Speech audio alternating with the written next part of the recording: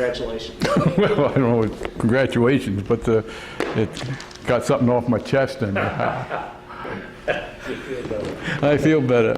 Just by way of background, Jack, born in 1926, East Hampton. Right. And your life paths took you to Rochester, New York, right? You ended up in Rochester. I went to college in Rochester, yes. And then from there, you worked for an insurance company. Well, yes, I actually spent most of my youth in suburban New York, in Mineola and Wilson Park, Long Island. Mm-hmm. My grandparents lived in East Hampton. My mother was brought up in East Hampton. So in the 1939, under certain conditions, my father had been very ill. We went and lived with my grandparents out there. So I went to high school in East Hampton, and then my father recovered and got a job up in Rochester, New York. So in the middle of football season of my senior year, I had to pull out and go transfer to a high school in Rochester. And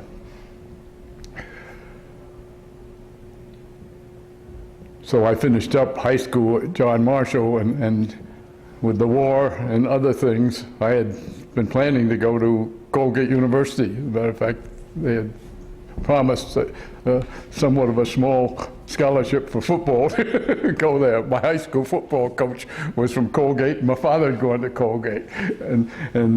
But with the situation the way it was, I ended up going and starting at the University of Rochester. Mm-hmm. At the end of the first year with the war going on, I took the exam that they gave there for going into either the Navy V-12 program or the Army A-12 program, which was the Army Specialized Training Program. And I happened to check the box that said Army instead of Navy because I didn't have much interest in the water, but I was interested in government and that sort of thing. So I ended up shooting off to Cornell University in the ASTP, where they immediately put me in an engineering program, which was something I had no interest in whatsoever. But in any event, Wait, I'm sorry. What's ASTP? Army Specialized Training Program. Okay. Where was that located?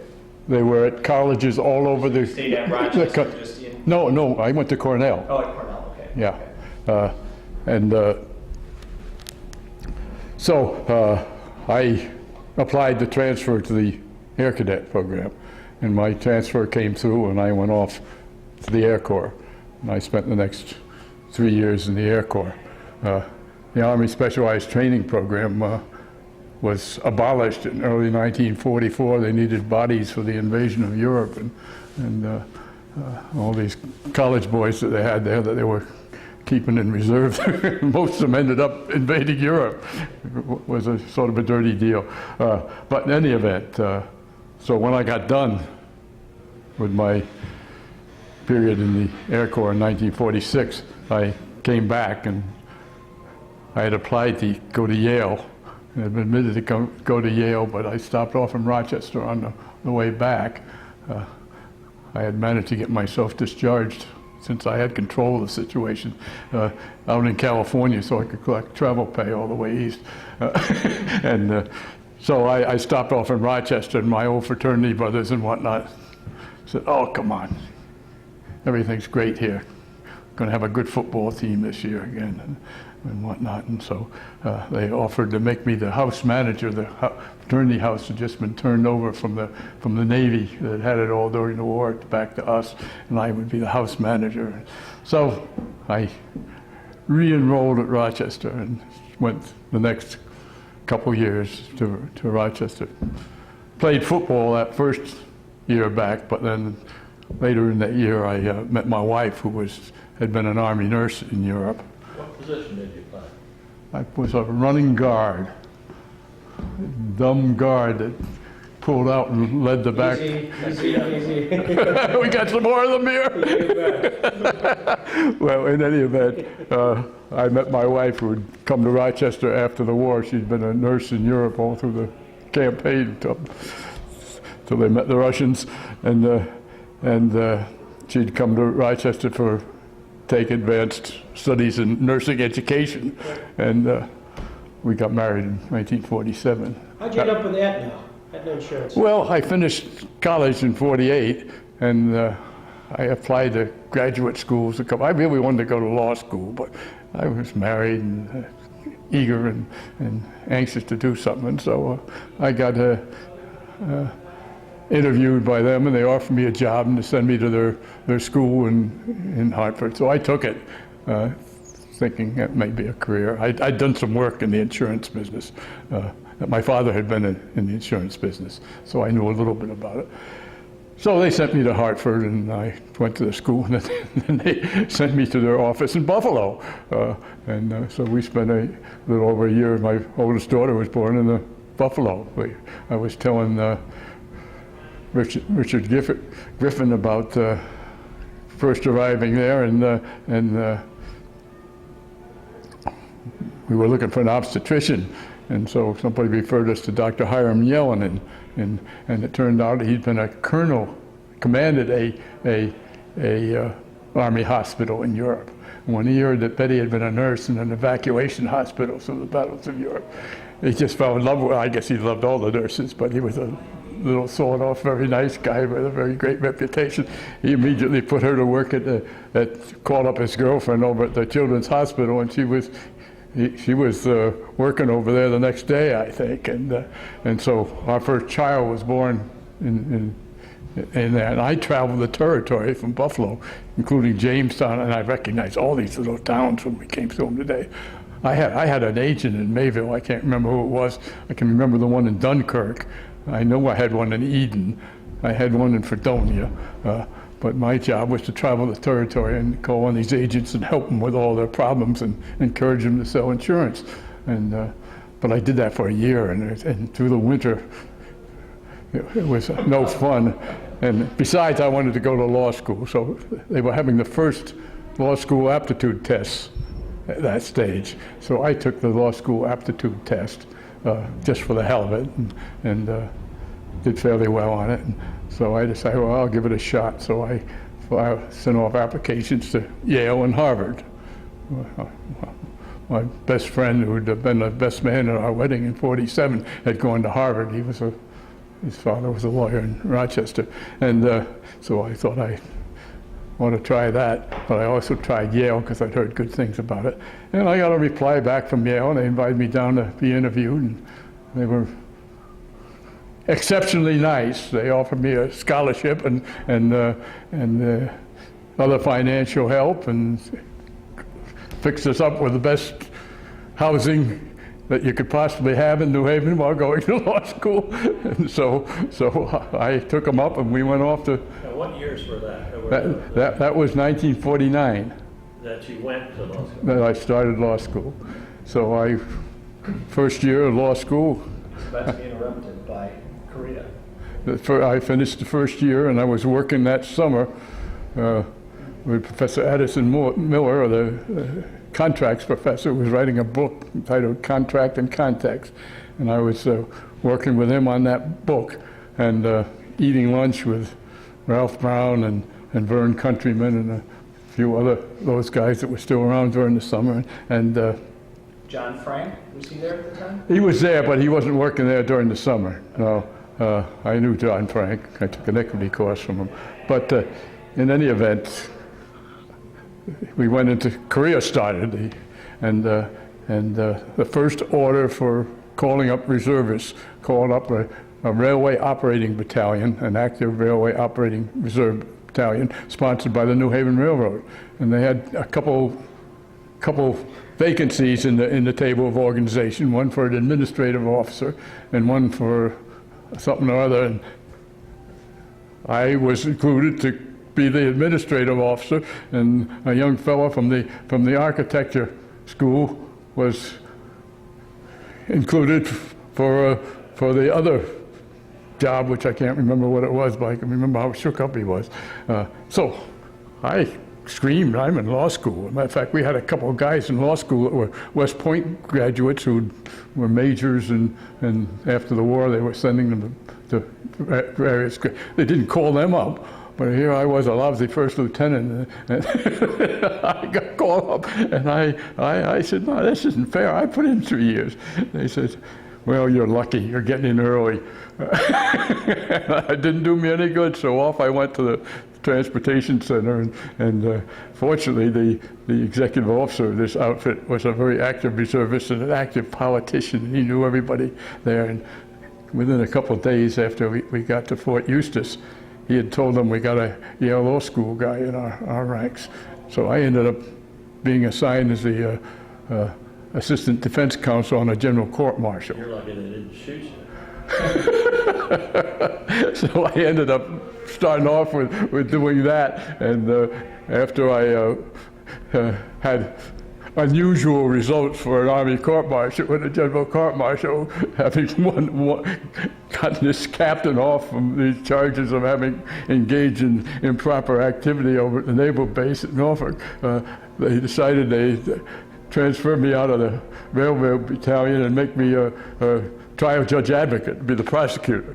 So I spent my career in Korea being a courts and boards officer at trial. I tried all kinds of courts martials and taught the new uniform code to all the officers and whatnot for a little over a year while I was down there. The 729th, the Railway Operating Battalion, promptly went off to Korea, but they left me behind, thank God. Then you came back to Yale. I came back to Yale and joined a new class, which I was mentioning to John, was like coming to a whole new place, because my original class was all fellows who were World War II veterans. There were quite a number of us, including the judge for whom he clerked, who was a classmate of mine, who had wives and children, as I did. And the new class, just that 1 year difference, they were kids that had not been in the war, and were straight out of college, and it was a completely different atmosphere. Then how did you get recommended? I understand you got recommended for Stanley Reed. Kind of the same time, was it Ernie Rubinstein was recommended? Yeah, the dean called me aside one day and said that he was recommending me for a clerkship with Stanley Reed. He said that he was pretty sure that they had the Tom Clark clerkship. Do I go on? Yeah, well, I think he's just getting them to turn down the music. Oh, the Tom Clark clerkship, and that Ernie has the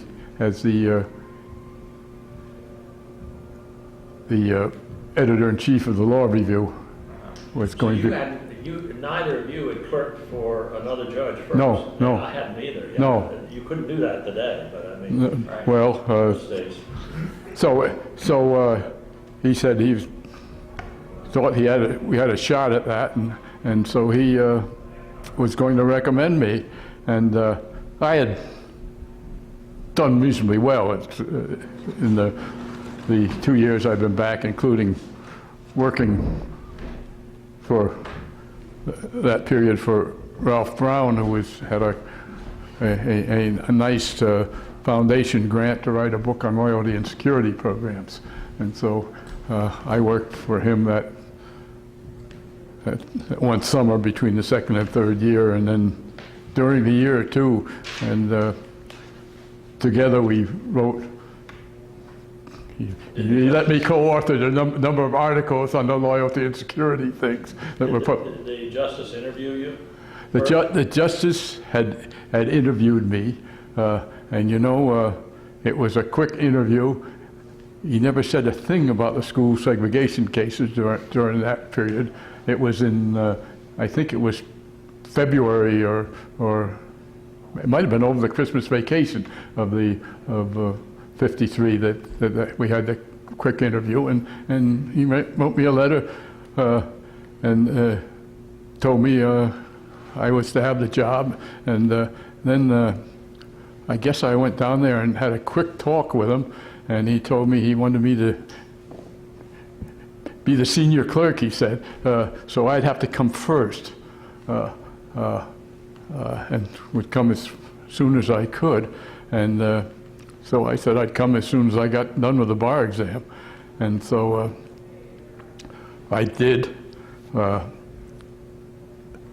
And I arrived there, I think it was June 20th. It was a day after the special hearing for the Rosenberg case.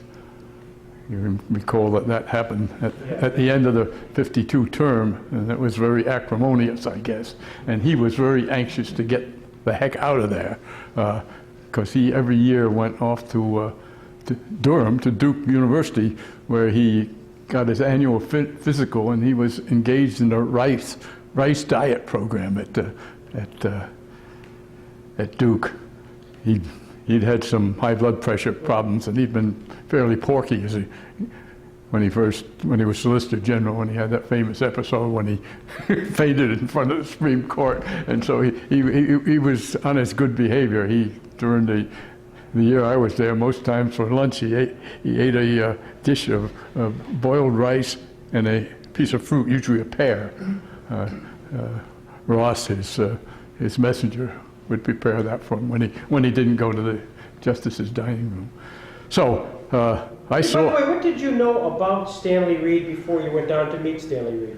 Not a hell of a lot, and I couldn't find out a lot. When Wesley Sturgis told me about recommending me for this, I take constitutional law, but he was not somebody who was well known. I went to the library to try to find a biography on him or anything, and there were none. And there were, a few references to him in the general things along that period, but there wasn't much. So I didn't know much about him.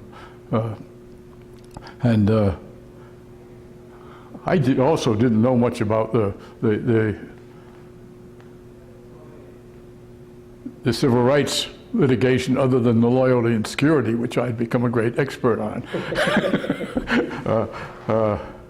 But I got to tell you, when I went off to Lexington to go through his records and found all those boxes there, I went through them in great detail, and I found out that the reason I got that clerkship was because of Sturgis's original letter to him. I found a letter where he recommended it. I don't think he wrote it. I think Claire Campbell, the same gal who I interviewed initially when I was going to go to law school, and who was a great person who ultimately married the dean,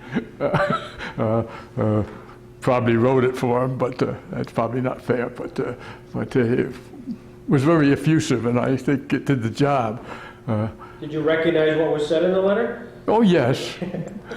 But I vaguely recognized who he was talking about.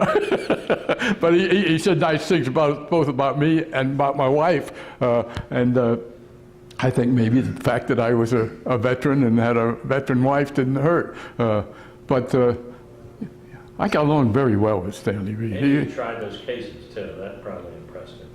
Yeah, I did. He'd had a brief military career during World War I himself, and I think he appreciated that. And he hadn't had. It was kind of a rounded experience that you probably thought would be very practical. So I arrived down there on that June 20th and spent probably a half an hour with him, and he was getting ready to take off. And he said, well, Helen will tell you most anything you want to know. Helen Gaylord was his secretary and had been his secretary since he'd been at the over the Reconstruction Finance Corporation. And had the departing clerks already departed? No, one of them had departed. The other one was still there. And he said, he will fill you in on your duties, and so you'll get your help from him. God, I'm drawing a blank on his name now. Bob Randall was still there, and he was scheduled to go off and had a teaching job, I think, in Indiana, but he had just gotten married during the term, and he was looking to go off on a honeymoon.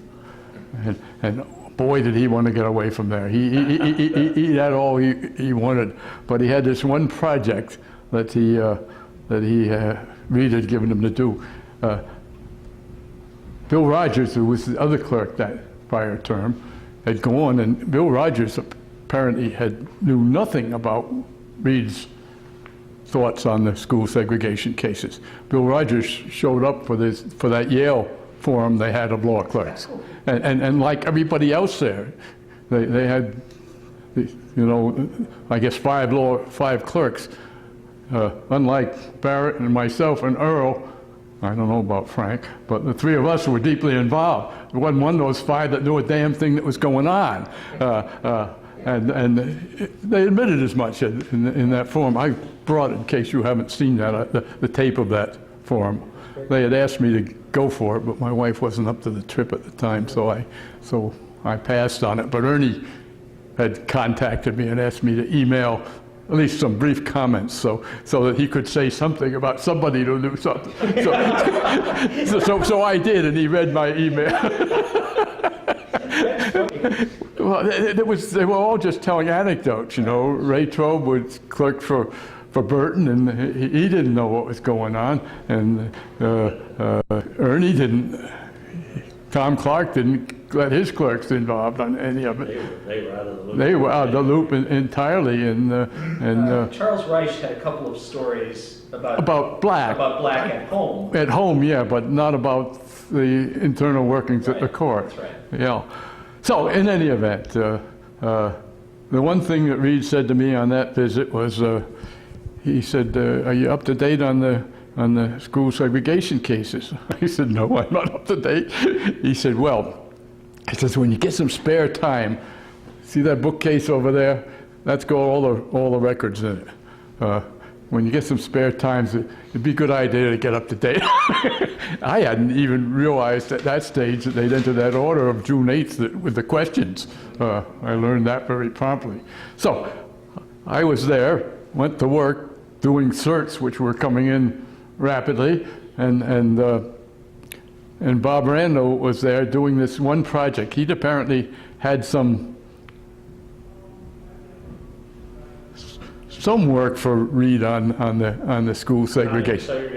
On the school segregation. Well, at least he knew that the project he was working on was wanted for that purpose, but he had no sympathy for Reed's position, as Reed told me subsequently that none of his clerks did.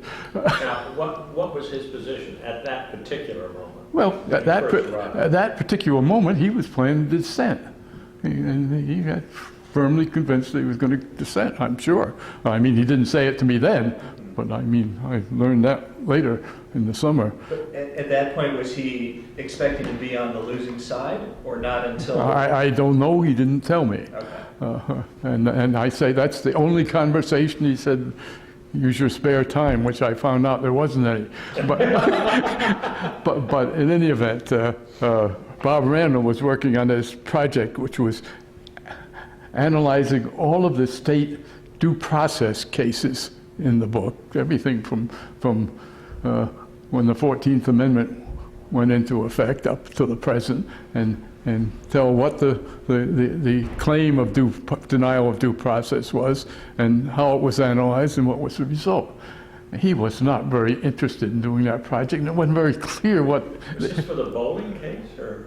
This was for the overall thing. Reed's original position was that the equal protection had been settled. So if this was an issue, it had to be a due process issue. Okay. It wasn't too much different. Your boss had some of that attitude too, as I recall, from what I heard. But in any event, so Bob finished off this memo within a matter of days. As my memory is, it was around before July 4th, and sent it off and said goodbye, and took off. He was supposed to put in another period of time, but I didn't argue with him. I mean, and Helen was taken off for Cape Cod, where she went, Cape Cod. She went every July for her vacation with her sister. And so in any event, I'm there, and I get this message back from, addressed to Bob, from Duke, I guess it was, or I don't know whether he'd gotten to Maysville yet. His program was to be at Duke for that week or 10 days, and then go to Maysville, where he went to check out his farms and visit his old friends there and whatnot. He had rented a place for the summer up in Oyster Bay, New York, for the month of August. So he told me he'd be back before he went up there, and we'd get a chance to talk more. And both of his sons were lawyers, and they both practiced in New York. So he had made somewhat of a habit of going to places up in the New York area for this month of his summer. So in any event, I got that memo back on that and tried to do what he said about correcting that memo, but along with it, he had asked for a couple more memos. And when I still had all these records in hand, I wrote that memo, which turned into the talk I gave to the benchers in New Haven, and which was published verbatim in that Supreme Court, the yearbook, 1986 yearbook. I didn't edit it at all for that. You in your appendix of your book here, you have the actual. That's just a copy of what was in the yearbook. Yeah. Just out of curiosity, when you gave that speech, you kind of gave it privately. You wanted reaction from. Oh yeah. Sure. Because it was a clerk talking about activities that occurred kind of behind the scenes. Were there trepidations on your part even given the speech? Oh yeah, I thought hard about doing it, but I was having concerns at that stage about some of the publicity that was coming out about the case, and that they were getting some wrong information about, number one, in amongst the liberal circles, the Yale group,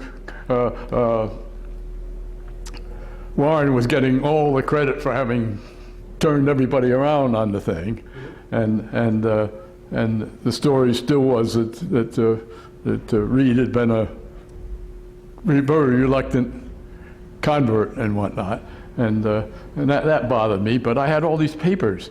I kept my files on my work on it, and I'd written, God, I can't remember how many memos, but he kept asking me subsequently for things like on the what happened in the armed forces, what was the UN's position on segregation. He asked me for that memo on crime statistics in the comparable cities, and gave me the comparable cities where there was segregation as opposed to non-segregation. God, I didn't have the least idea how to get that, and finally Helen Gaylord said, I know where we'll get that. She knew everybody in Washington. She called over the FBI, and I ended up going over there, and they didn't have anything that was really helpful, but I got the best you could get, and so. Did you actually meet with Hoover? I didn't meet with Hoover. I met Hoover, but I didn't meet with Hoover. Okay. I mean, Hoover and Reed were friends. Right. When he was Solicitor General, of course, and in the Department of Justice. So the call over there had been that this was a man from Reed's office was coming over for it. So I got introduced, and then wasted off on somebody who tried to show me what they could do. Jack, there's a new book out, The Secret Life of J. Edgar Hoover, which is quite interesting. I saw something on a review on it. Yeah, I have to take a look at that. So, well, his secret life has already been no secret. But in any event, so I was doing all those projects and trying to do the search. And fortunately, George Mickham, my co-clerk, wasn't supposed to come to work until sometime in August. Or they had that arrangement where they had their budget allowed 2 clerks at a time, I think it was, and so you had, in order to get the vacation you had, it was something that you had to space it right, or you'd have 3 people on the payroll at the time, and you couldn't do that. I can't now remember how that went. But George had been clerking for Judge Fahey. And of course, that's how he got the clerkship. He'd come and applied to read the year before out of Georgetown, and read.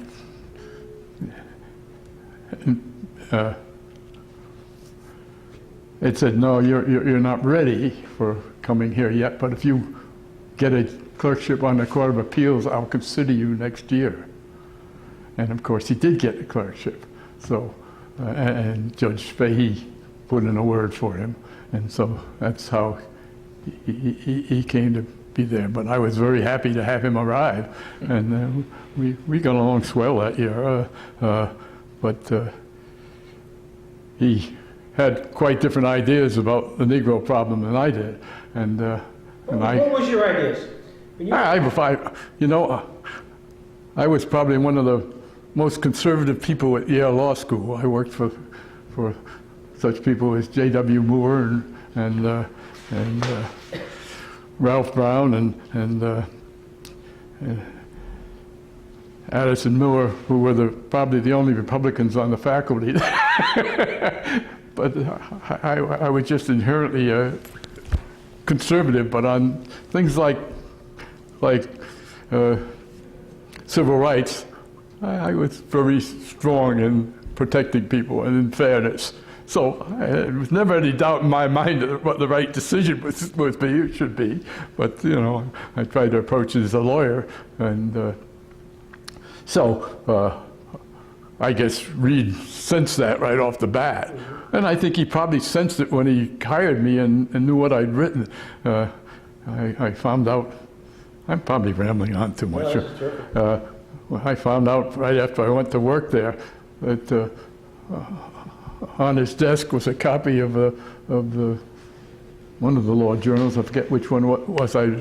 Ralph and I wrote it mostly, but Ralph and I co-authored it, an article on one of the security programs, the Coast Guard security program, which was one of the more stringent ones that was going on in those days. That was very much the in thing. Of course, the whole term it was very much in the forefront. The McCarthy hearings were going on over at the Capitol at the same time we were doing all these things, and it was a. Did Reed actually draft an opinion? He drafted the first two opinions we did that. The first draft of the first two opinions we did that year. They were not very important opinions and whatnot. No, I mean, did he draft an opinion in Brown? Oh, a dissent? Yeah. I never saw anything other than those yellow pages, handwritten, that he gave to me in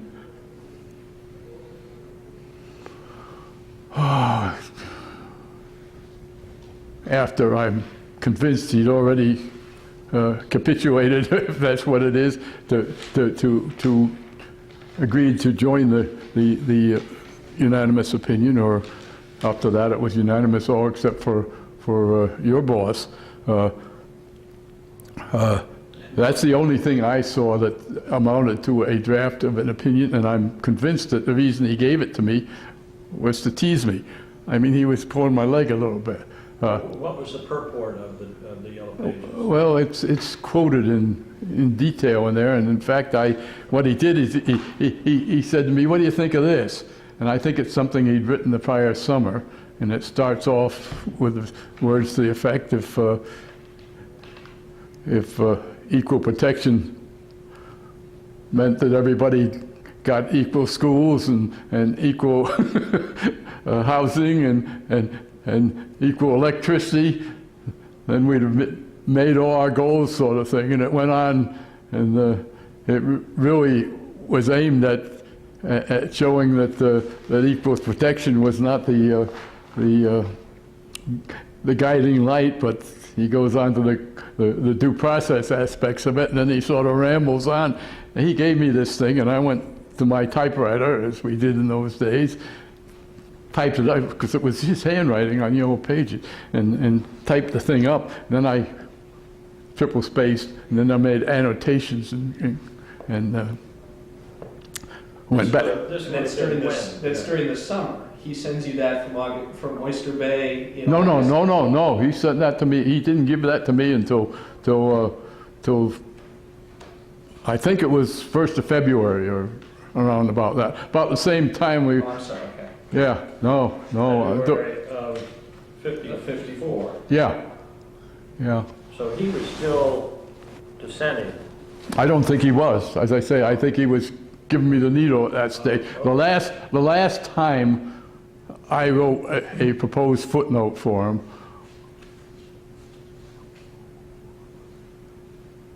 well, they distributed Alex Pickle's memo on the history of the 14th Amendment, I think the 1st of November. And I think the briefs on the history came in about the same time. And he asked me at that stage to write 3 footnotes. One having to do what the states had intended when this happened, one with what the people who drafted the 14th Amendment intended it to mean with respect to schools. I can't remember now what the third one was, but then subsequently, shortly afterwards, he asked me to do a footnote, in footnote form was what he said, about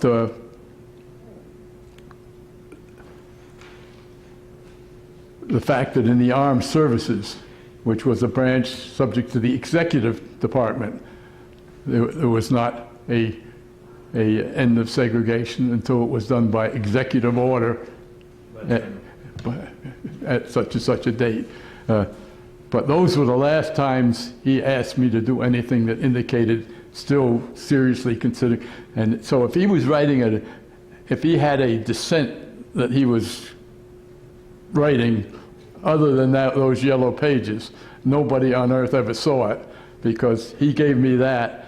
I did this interlineation on it and went in with him, and we had one of our fun sessions of just this guy was giving him the needle.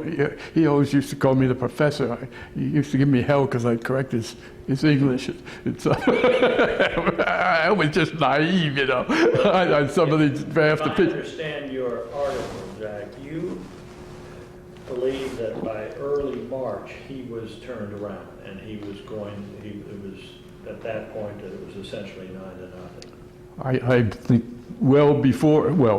they had the vote in early March. I'm convinced that Warren was right, that he first said it was February, but I'm convinced it didn't happen until after he got confirmed. Yeah. And that happened in early March while they were in recess. And I'm sure that he was with him at that stage, but I'm sure he was with him, and Warren knew he was with him well before that.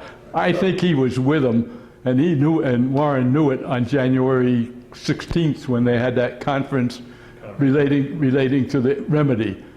I mean, he was aboard at that stage. We'd done nothing over that Christmas holidays with respect to it. And the only thing that happened after the Christmas holidays with respect to it was when, right after the recess started on February 9th, or just before that, he gave me these yellow pages. And I think he just had dug them out and was giving me the needle a little bit with them. Do you know what it was that may have turned him? What was the significant fact? Was he persuaded by the legal arguments? Was there some jawboning that was going on that ultimately turned him, no matter when it turned? Oh, I'm sure there was a lot of jawboning going on. I'm sure that several of his other justices were talking to him about it. He and I were having these vigorous arguments. I kept telling him, well, isn't it the right decision? I mean, shouldn't the segregation be ended in public schools? And that's when that was the first session I had with him on it when he came back from Oyster Bay in early 1st of September. They'd been there for August, and that's when we had our first real discussion about it. And that's when he accused me of believing in critocracy. Tell us about that.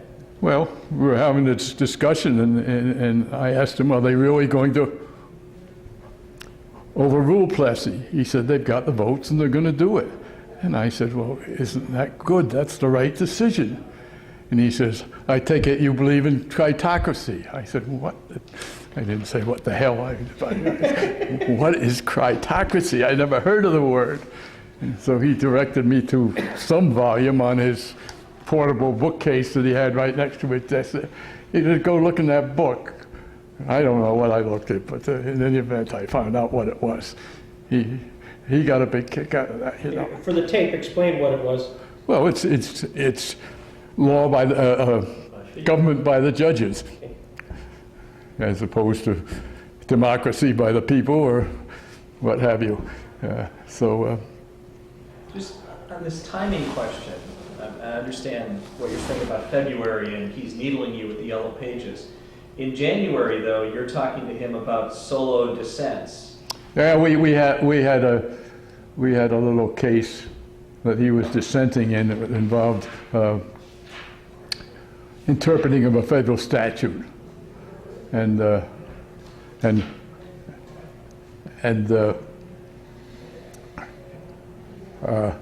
for some time I've been saying to him, why do you want to dissent even if you're right? I mean, it's not a good result. And he told me other people have been telling him the same thing, but he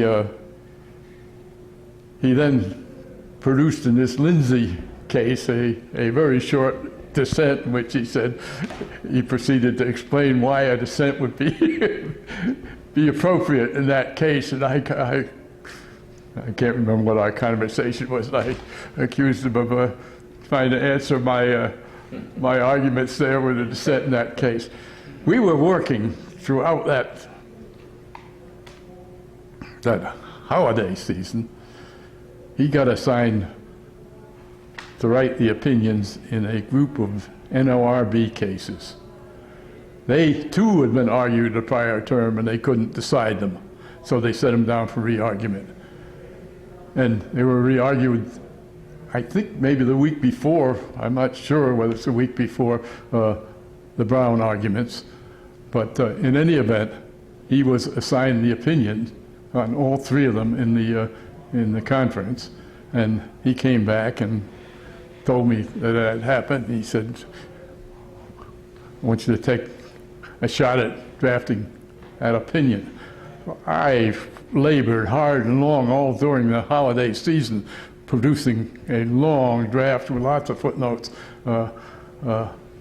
opinion in Radio Officers Union that decided not only those three cases, but we had a bunch of other cases, labor cases, that had been held. Remember, they had similar issues on them, and so they weren't, the cert wasn't decided on them until the cases that were pending.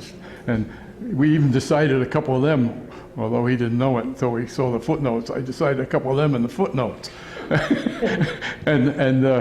So I really labored on that and brought that draft opinion in my lousy typing and gave it to Helen right after Christmas. And maybe it was right after New Year. And Helen whipped out a clean draft of the thing, and a couple of days later I went to Helen and said, where's my radio officer's draft? Oh, she said, oh, the justice took that. He's got it at home. I was terrified because I hadn't even spot checked the footnotes of the thing, you know. And so amongst the junk that I brought here, I got a lot of junk here. Most things I had from those days are gone, but I brought that file because the timing of it is interesting, just as the timing in another one that I happen to be he assigned me to do the first draft on, which is pertinent to your boss. Well, in any event, that decision was going on right at the same time of these other things, and I think the dates on these show that we did our first circulation on radio officers on January 11th, and he got the votes on it, and Frankfurter came storming into the office and obviously knew he and I had had a couple rounds already during the year. He came storming into the office and said, you don't really mean to say that, do you?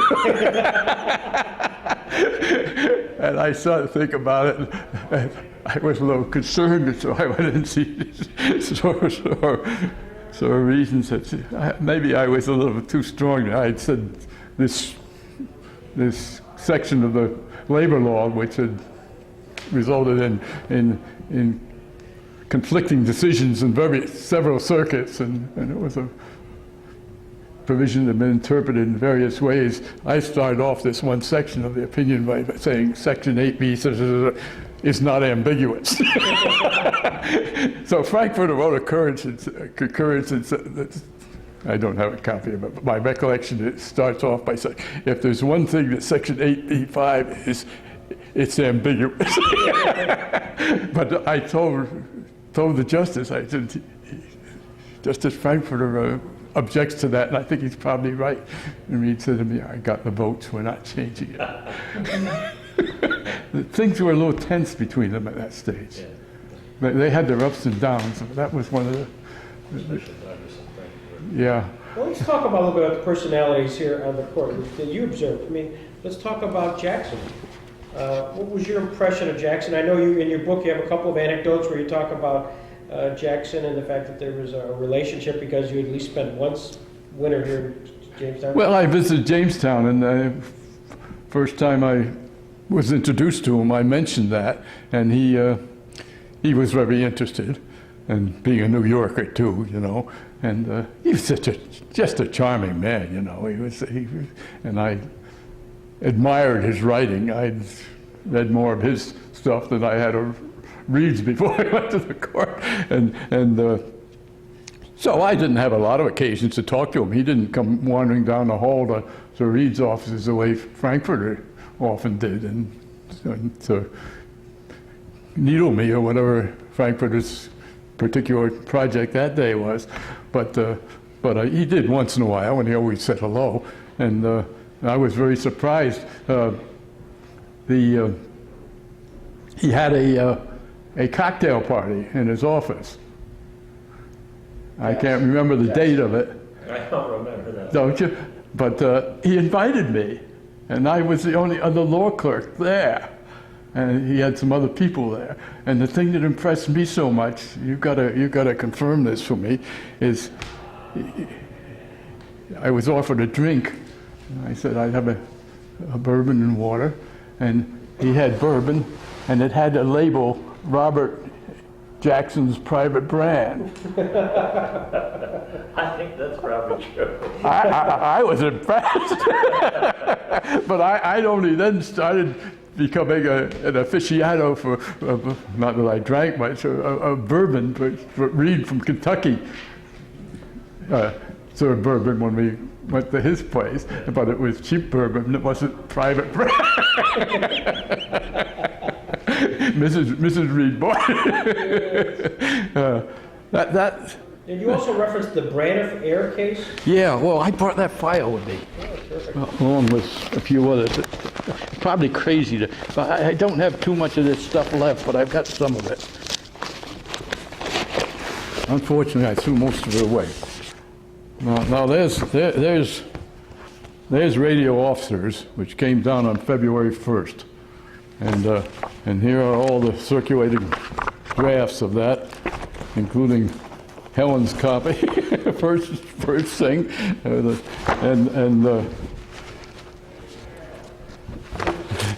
so that was right at the crucial time there, and I'm convinced that he had already decided not to dissent and to go along, and I think his decision was not based upon the fact that he was enamored of Plessy at all. He, as he said in the conference things that are well reported, he was thought the Negroes had not gotten a fair deal. He thought that what was needed was some more time because of they shouldn't be rushing into it. His other thing that he had this fixation on, that he and I argued all the time, was that this was not a equal protection question because of the historical background, that equal protection was not intended to meet this. Although he also said that he agreed that the Constitution is evolving, so Plessy may not be good law now. He used those words, I think, in one of the conferences. So he thought that if you're going to outlaw it, segregation, it should be done on due process grounds. And those were the things that were concerning him, and he finally decided that he'd go along with. Don't you think, Jack, that the concept of unanimity, though, appealed to him also? Oh yeah, the concept of not being alone to center particularly appealed to him, because we argued that so much. Yeah. And That's what I... yeah. Well, I was about to get that other file because you asked me about Braniff. Braniff's timing is very interesting. I checked this the other day. Braniff came down on May 24th. And I've got the original drafts of it, plus our circulations of it. And it was really the only constitutional case that we handled that term. And as with Brown, he asked me to do the first shot at a opinion, and I got carried away and did that.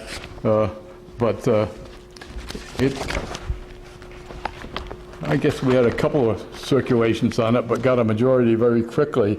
And then the thing that's interesting about it is it came down on the 24th, and Bob Jackson was sitting on the week after. I had forgotten that. Good. We were working on that this afternoon. He was sitting on it, and show you what type of guy he was. You know, he was prone to make a little joke now and then. He even made a few in opinions from time to time. I always remember his opinion in which he talked about buttons and bows, which was a common song ditty at the time. It was in a draft, and then he took it out but he was just trying to stir people up, I guess. But then we got this.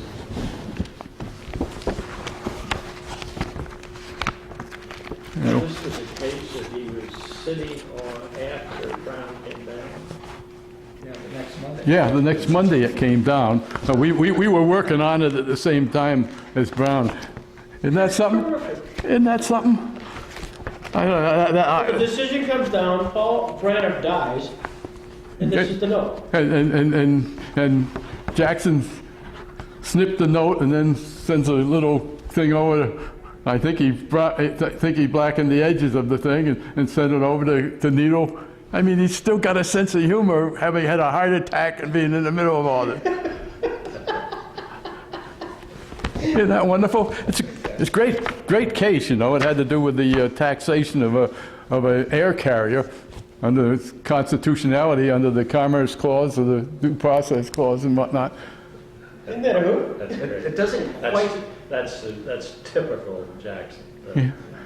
There were tons of things in Reed's files about things, mostly from Douglas, who sent all kinds of funny jokes and whatnot, some obscene down the bench, and there are a few from Jackson. But that one just happened to end up in my file because I had been the one that had been working on it, and I kept that. I threw away most of my files, but those two and a couple others I kept on, but they didn't have any. These were pertinent to this subject because of the timing of them. I mean, the timing is so interesting. They fit into the scheme of things. That doesn't quite put Jackson on the bench on May 24th. No, it puts him in the courthouse. It puts him in the courthouse. In the business of the court. Yeah. In early June. Well, About that. Oh well, no, that was the May 25th. That was the day after. So. I think it says June 2 on the obituary. I thought it said May 25th. I'll have to look again.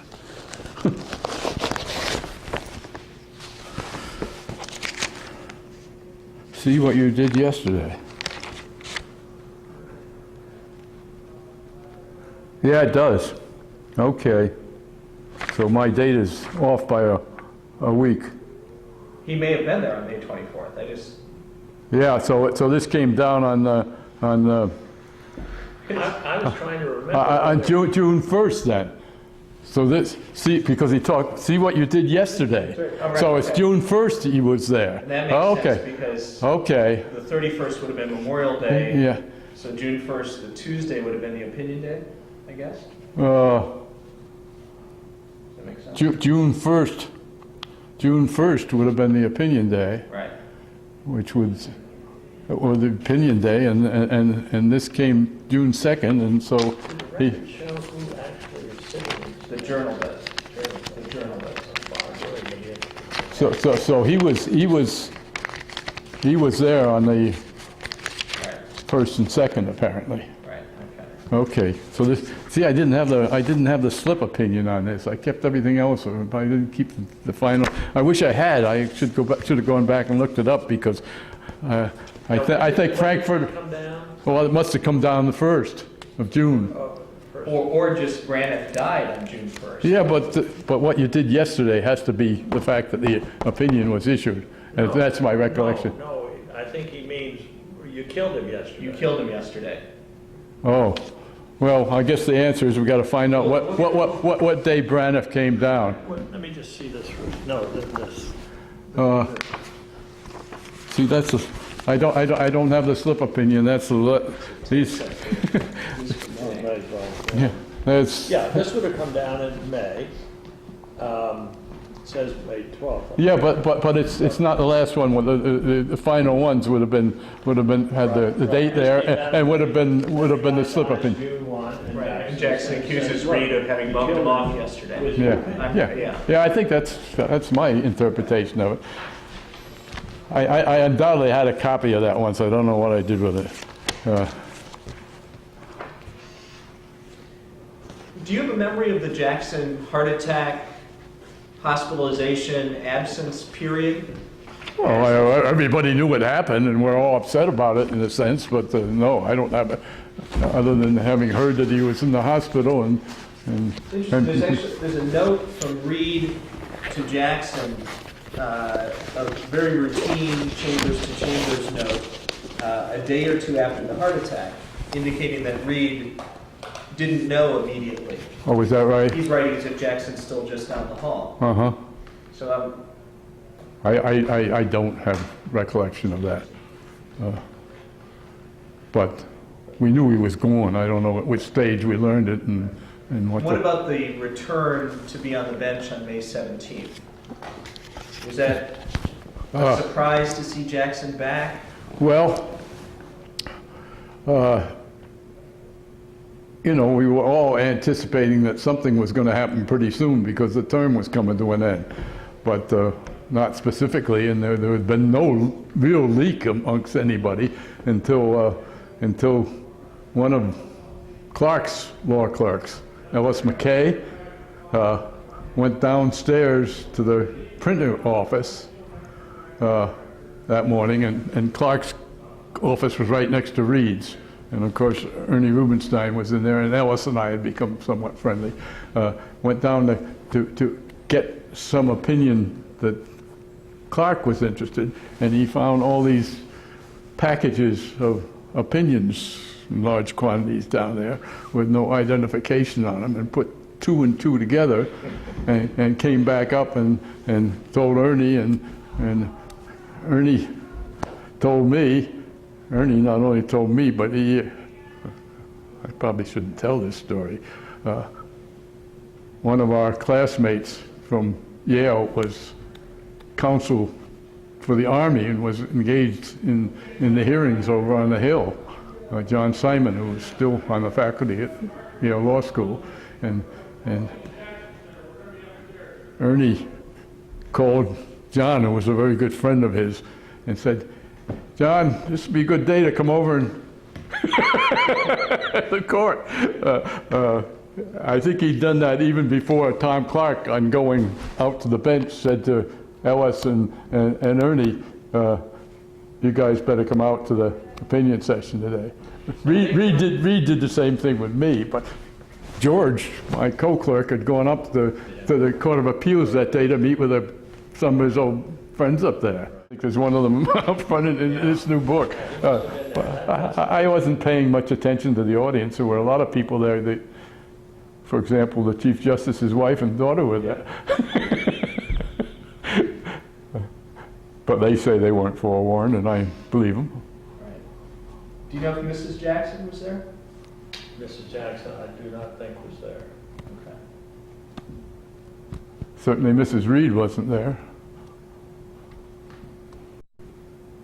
Was there any surprise when, in fact, Chief Justice Warren announced that it was a unanimous decision? To me? Yeah. No. I wasn't sure of other people, but I was pretty sure that Reed was going along from January on, and without him ever having said so. I mean, it's not that we just stopped having conversations about it, and the last one we had was when we had that funny session with those yellow pages, but I'm convinced that he had told the chief before the January 16th session that he was going to go along, and subject to seeing the opinion, but like anybody else. But we did nothing further on footnotes or on an opinion. He never asked me to write an opinion. Those books that say that they hired me to write a dissent is pure fiction. He never asked me to write a dissent. He asked me to write, and George Mickham's statements in his oral history that I wrote a lot of dissents. I didn't write dissents. George didn't know what I was doing most of the time, but they were writing footnotes. Now, was it George also was the one who was quoted as saying, Earl Warren said to, you're all alone, Stanley? Yeah, that's the story that I'm trying to shoot down in this article, because then it happened in May, just before the decision. Neither one of us were ever in that office when Earl Warren came there. And George certainly wouldn't have been, because he was excluded from all of these discussions. Right. So I don't know how that story came to be. It's intrigued me ever since Kluger wrote the book, and it bothered me ever since Kluger wrote the book, and until I got that oral history where he, in effect, denied it. George did. I just toyed with it as I did when I wrote the Reed biography, because I didn't want to say it was a fiction, but I sure was convinced it was. And I just don't know how it happened, but those things happen. People hypothesize sometimes, and particularly he sort of was unhappy about it being excluded from those proceedings. Kluger's book, otherwise, did you get a sense as to its accuracy or its... It's exceedingly accurate. It's a very good, well done, very carefully done, except introducing that and the crying episode at the end, and his one statement that George and I both worked on these things during those months. The parts that he got from having contacted me and the materials they gave me, he treated scrupulously. So he got different ideas from another source, and unfortunately they also were treated as part of the history.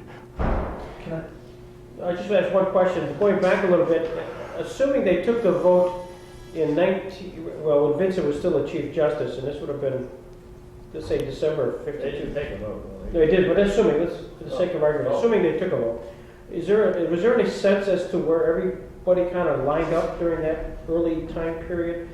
I know in your book you kind of mentioned that Vincent certainly was one who was inclined to sustain Plessy. Was there any conversation? You know, And I know it's anecdotal.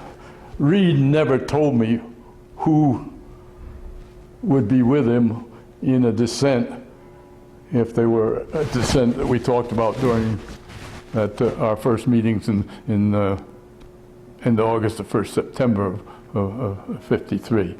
But he obviously did not expect to be alone. And obviously, it was obvious to me that Vincent was referred to.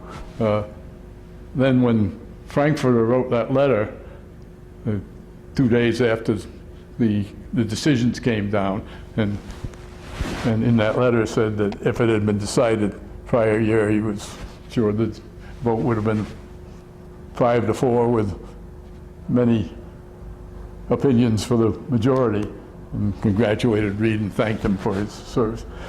I don't know whether that's accurate. You know, there's been so many apologists for Frankfurter to try and either eradicate his tentativeness for some period on it, or to get him more credit for having accomplished it, to share it with Warren.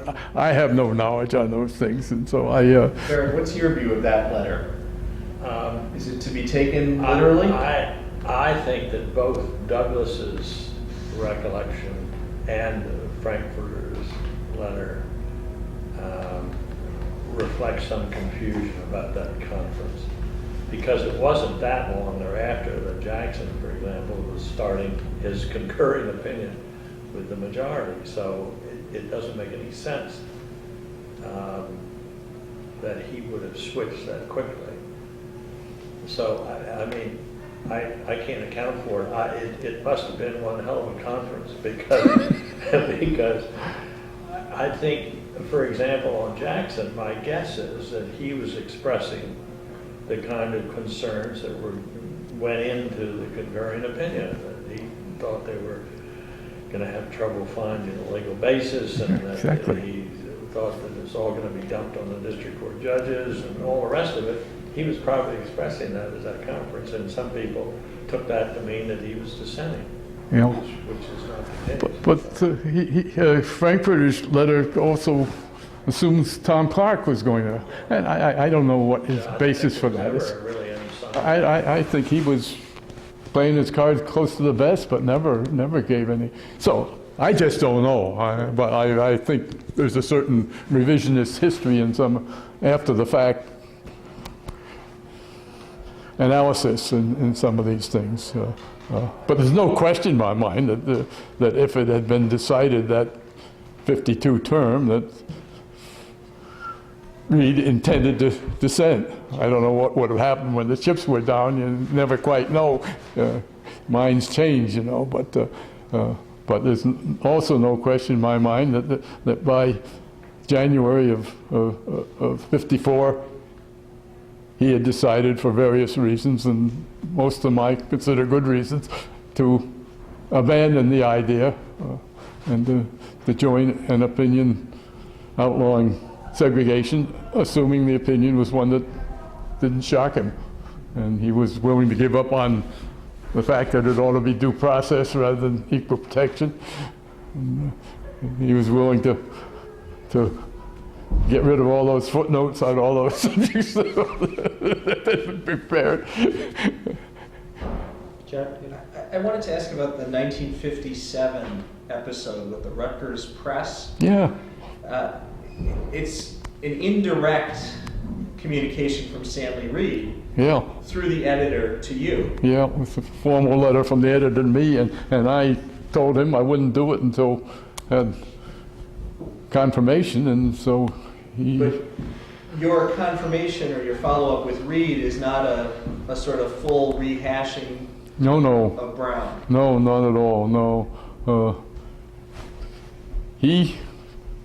This fellow, the editor from Rutgers, had been a neighbor of his up in Rockland County, New York. One of these summer times he rented a place there for a month, and So he had asked Reed to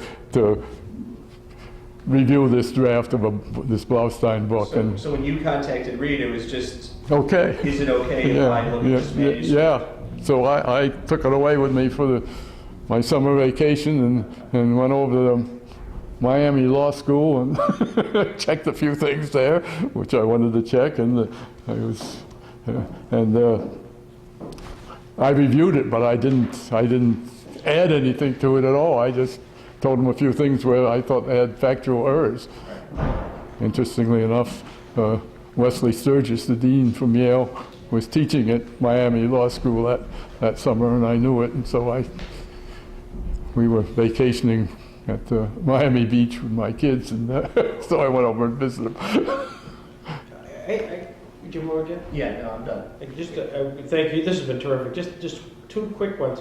One is you gave the speech to the Yale Benchers Club, and you gave it to them in 1966, sort of as in confidence, and say, "Give me your reaction, guys. Do you think I should go public with this?" What was their reaction? My question to them was not, should I go public? It was, should I destroy these papers, the file that I had there. At that stage, I still had all of these footnotes and whatnot. And Hughes went through them and told them what I'd done. And their reaction was, don't you dare do anything to destroy them. And you should make this available without any indication of when. My final thrust of that was that I think Ted Sorensen had just come out with a book which he justified as being aimed at disabusing a bunch of myths with respect to the Kennedy administration, and Kennedy had been dead 2 years at that stage. And I said to these guys, is it any different to eliminate myths that for a president who's been dead 2 years and the most important Supreme Court decision in a long time that's now a dozen years old? As I say, this group of judges and law professors and a few lawyers said, don't you dare destroy that stuff. You save it for history. And I never did anything with respect to it after that until I decided to give it to the Historical Society. Actually, I did nothing with it until I retired. I retired in 1985. And I was so busy in those years that I was heading an electric company and building nuclear plants that I didn't have much time to think about the Supreme Court or history or anything else. So after I retired, I sort of started catching up on things and decided. It's a good decision. Let me end it with this. This is the book on New Deal justice, and you may or may not remember this, but you talk about the Bausch and Lomb case. I think the pink tinted glasses. Yeah. I was going to set it up, but go ahead, tell the story, because you talk about how Justice Stanley Reed enjoyed relating the story, and it deals with our man Jackson. Yeah, Reed wrote the opinion in that Bausch and Lomb. It was a patent case, including some kind of eyeglass things that had been patented, and apparently during the course, well, Reed told me this story. You know, I wasn't there. This had happened, I don't know, some terms before. He was reading. Reading his opinion, and a note got passed over in the midst of doing this, and it said, "Stanley, if you say pink-titted one more time, I'm going to leave the bench." And it almost broke him up.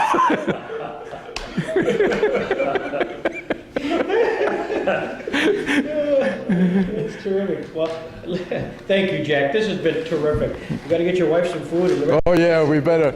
Let me tell you what else I got here quickly, though, Sure. in case there's any occasion to use it. You've heard tell, and I've probably seen many people's cert memos and other memos. These are my cert memos, PO memos for that term. To tell you how busy a law clerk is. Those are all from one term of the court. I did keep them, and from timing. But you all had two of you. I was there by myself. Yeah, how the hell did you do it? Did you do a memo on all those things? Probably wrote lousy memos. Oh, God, I happened to go back, look through these not too long ago because, who was it? Nina Totenberg contacted me and wanted to interview me. Yeah. And just to refresh Did you hear her series? I've got most of it, yeah. Yeah. Out of the hour and 10 minutes she interviewed me, she used 30 seconds, I think. But it was kind of fun, and I got to tell you, she's a nice person. She did something most unusual, yeah, very good reporter, but she did something most unusual.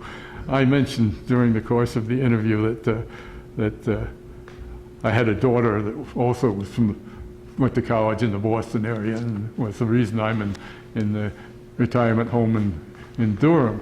And after we got done, I got home and the phone rang, and it was her intern who said, Nina just asked me to call to find out what's the name of your daughter and where does she live. And so I gave it to her. And my daughter is a school teacher. And 2 nights later, my daughter's home from school getting dinner, and the phone rings. And the gal says, "This is Nina Totenberg." And my daughter was about to say, "Come on, you're kidding." But it was. And they had a nice conversation. She said some nice things about our interview. God, she's high on my list after that. Yeah, well, that's very nice. I brought the tape from the Yale thing. You may, if I take it, maybe you've all seen that. It shows other law clerks who weren't involved, how little they have about it. And in case we get into things about that term, I bought the few mementos I have left, and I didn't bring them down. They're in my other bag. I've got the phone book from the 53 term, so that for anybody we want to know about and what the room number is.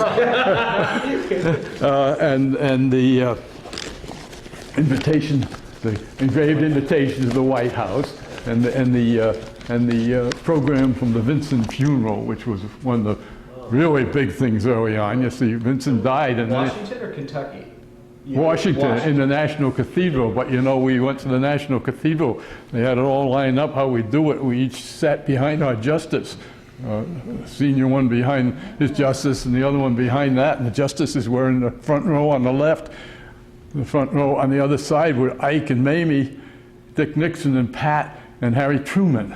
Right. And so I was behind Reed, which was the second seat in, and came home and told my wife, "Boy, I could spit on 2 presidents at one time." But that was quite an occurrence. And I guess the one memo I kept a copy of from the Reed file was the one that happened at the end of the term, after Reed left. After the decision came down, he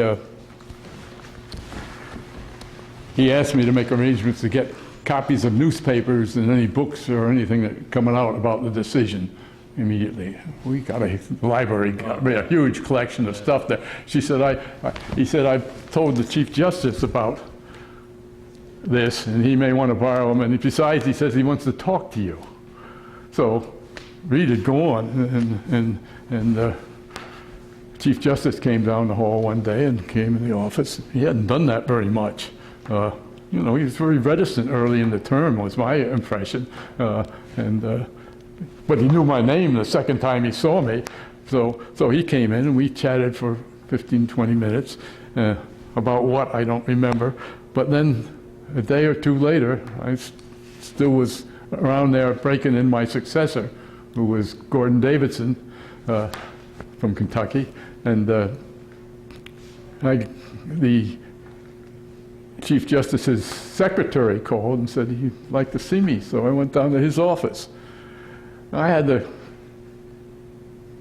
greatest experience, went into his office, he put his feet up, big feet up, and we sat there and chewed the fat for, must have been an hour or more. Talked about high school and his experiences, and I talked about my experience and the fact that we both were brought up in places where there were no blacks. I mean, there was one black out in East Hampton in our high school, and so we just chatted, and he talked a little bit about Reed and the experience, and then he talked to me about what they were going to do the following term and what his thinking on that was. Told me he had a law clerk who was going to head up a team of law clerks to look at all this. I wrote all this out in this memo to Reed, who was gone. He even spelled Gunther's name wrong in it. I didn't know him from Adam at that stage. But I did keep a copy of that one, but Xerox, or didn't have Xerox in those days. But You were part of that team, right, Rick? Yeah. yeah. So that was my last hurrah with respect to it. But Way to bow out. yeah, I appreciated that, and I'm